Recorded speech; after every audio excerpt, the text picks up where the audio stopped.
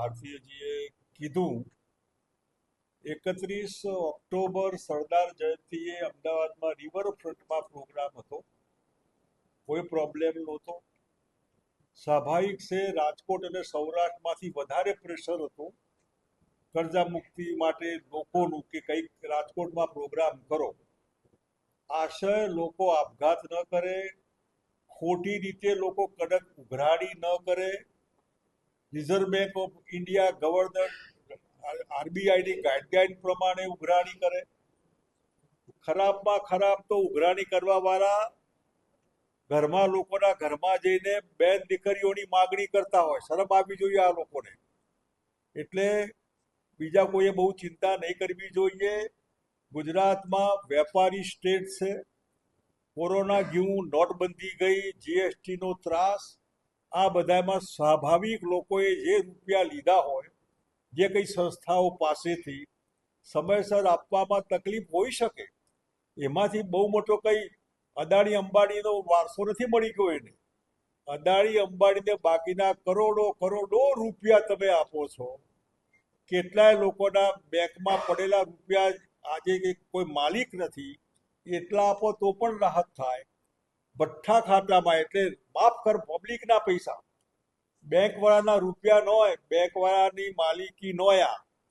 બેંકવાળા બી ઉઘરાણીની મર્યાદાની બહાર જતા હોય, લોકોના લોક કરી દે, વેપાર ધંધા બંધ કરી દે. આ બરાબર નહીં. એટલે ગુજરાતની જનતાના પડખે જ્યારે કર્જ મુક્તિ અભિયાનના મિત્રોએ આ વાત કરી ત્યારે મેં કીધું અડીખમ ઊભો છું. આ લોકોના દર્દની, એમની વેદના, એ વેદનામાં આપણે ભાગીદાર થઈએ છીએ. કેવી રીતે કર્જ મુક્તિ કરવાની, શું કરવાનું, આ કોઈનું કામ નહીં, સરકારનું કામ છે. ગુજરાત સરકાર યા ભારત સરકાર જ્યારે ગઈકાલે હતા, ખેડૂતોનું 72,000 કરોડ રૂપિયા દેવું માફ કરેલું છે. આ ગપ્પા નથી માર્યા. એટલે કોઈએ વકીલાત કરવાની જરૂર નહીં કે તમે કેવી રીતે માફ કરવાના, શું કરવાનું.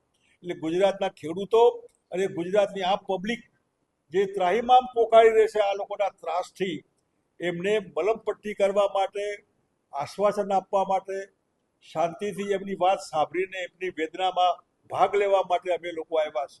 26મી તારીખે આશાપુરા પાર્ટી પ્લોટ 150 ફૂટના રિંગ રોડ ઉપર શીતલ પાર્ક ચોક આરકે વર્લ્ડની પાસે આ પ્રોગ્રામ 26મી સવારે 10 વાગે શરૂ થશે. અને એ રીતે લગભગ હું માનું ત્યાં સુધી સૌરાષ્ટ્રના ઘણા બધા મિત્રો પણ કે અમે આવી શકીએ. મેં કીધું જરૂર આવજો. આપણે તમારી વાત અમારે સાંભળવાની છે ને અમારી વાત તમારે સાંભળવાની. લોકશાહીમાં વાત સાંભળવાનો અને વાત કરવાનો એકબીજાને અધિકાર. અને આ કોઈ ગપ્પુ નથી. આ કર્જ મુક્તિ કરવાનું ગપ્પુ નથી.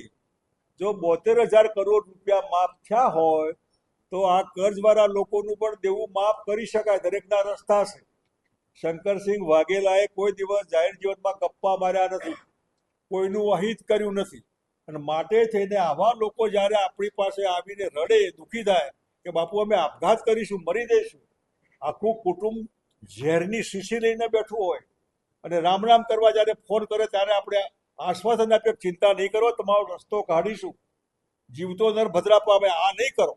કેટલાય લોકો બચી ગયા છે. કાંઈને રડે આપણને કે ઉઘરાણીવાનો ત્રાસ, કલ્પના બારનો ત્રાસ એટલે માણસને એમ થાય કે આના કરતાં આપઘાત કરવો સારો. એટલે આમાંથી લોકોને બચાવવા માટેનો અમારો આ પ્રયત્ન છે. એટલે આમાં કોઈને ગમે કે ન ગમે, અમારું અભિયાન અટકવાનું નથી, આ ચાલવાનું છે. અને 26મી તારીખે સવારે 10 વાગે આ મિત્રોના વચ્ચે જઈને જે આશ્વાસનના 2 શબ્દો કહેવા હશે એ પણ અમે કહીશું. અહીં વાસુદેવભાઈ પટેલ આવ્યા છે, એક નાગરિક એમને સમિતિ બનાવે છે, ગુજરાત નાગરિક પરિષદ. એ પરિષદના પોતે અધ્યક્ષ છે. કેટલાક આગેવાનોને અત્યારે એ પણ મળવાના છે આગામી રાજકોટ ધ્યાનમાં રાખીને.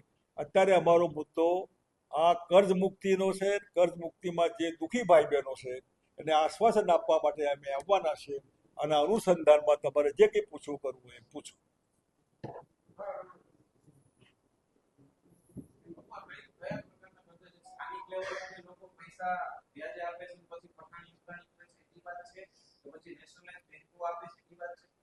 આ બધી વાત છે. ફક્ત નેશનલાઇઝ બેંકો વાળું નહીં, ખાનગી બેંકો જે છે એ બી આપે અને પઠાણી ઉઘરાણી વાળા તો તમે 3%, 4% ને 10%. માણસને જરૂર હોય તો મરી જવું કે 2 પૈસા લેવા કોઈની પાસે, એના બદલામાં એ માણસ આ 3% બી ગરજ હોય એટલે લેતો હોય માણસ.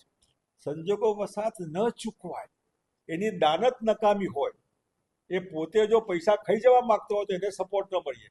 પણ જે જીન્યુઇન હોય, ન મેર પડ્યો તો ભારત સરકારનો મેર નથી પડતો, અદાણી અંબાણી તો મેર નથી પડતો, ત્યાં એમની અંદર કરો તમે.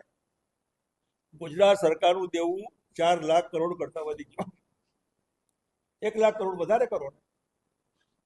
આટલા બધા લોકોને જો રાહત મળતી હોય તો સરકારે સાચા અર્થમાં મા બાપનો રોલ પ્લે કરવો જોઈએ. સાચા અર્થમાં મા બાપ એ છે એવું લોકોને લાગવું જોઈએ, એના માટેનું છે.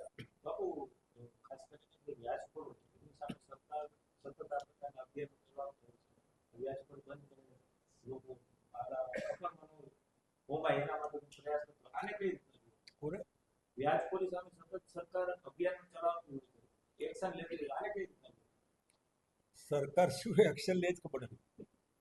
સરકાર ઉછીની હોય એવું લાગે. આ ગલગોટિયા ગવર્મેન્ટ છે. સરકારની બાબતમાં અત્યારે પડવા જેવું નથી. માટે અમે લોકોને કહેવાના કે તમે જો ત્રાસા હોય, દુઃખી હોય અને આમાંથી છૂટવું હોય તો આવો અમારી સાથે. આવતીકાલે આપણે સરકાર બનાવી. આમાં કઈ લોકશાહીમાં સરકાર બનાવી ખોટું નથી આ. અને એટલા માટે લોકોના દુઃખમાં ભાગ લો, લોકોને લાગે તમારી સરકાર બનાવશે. બાકી આ સરકારમાં તો કોઈને ભરોસો નથી, બધાને ખબર છે.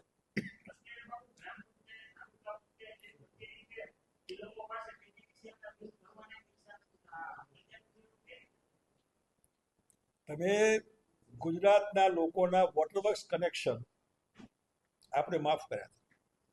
જીબી કનેક્શન કાપી નાખતી, સરપંચો આવીને બૂમો પાડતા ક્યાંથી બિલ ભરવા.